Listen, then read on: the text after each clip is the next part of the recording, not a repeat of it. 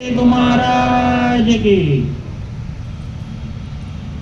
दादा गुरुजी चिरोली वाले गुरु स्वामी जी महाराज मथुरा वाले फरमाते हैं,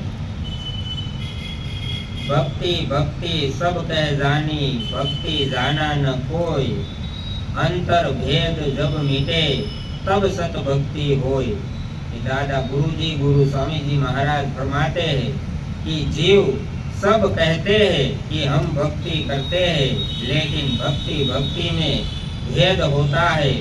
जब तुम्हारे अंतर मन में सारे भेद भाव मिट जाते हैं तब सत भक्ति कहलाती है, तब तुम भक्ति के मार्ग पर हो, यह संत महात्मा स्वीकार करते हैं। जब तक मन में रेख है, यानी कि मन में जब तक भ्रम है, भेद है, तब तक भक्ति सत्य नहीं हो सकती। कहीं ना कहीं कमी रह जाती है। उसी के कारण जीव पूर्ण भक्ति यानी कि पूर्ण परमात्मा को प्राप्त नहीं कर पाता, क्योंकि उसमें अभी कमी है।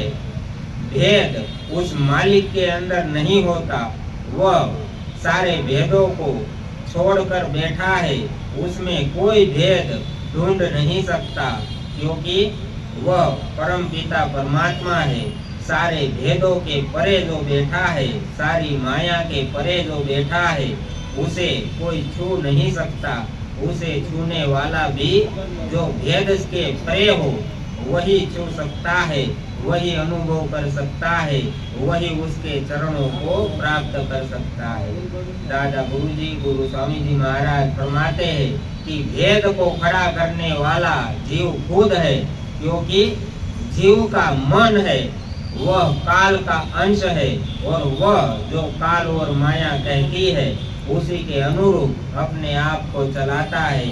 जैसे ही माया की धार मन के ऊपर पड़ती है, वैसे ही मन नाचने लगता है।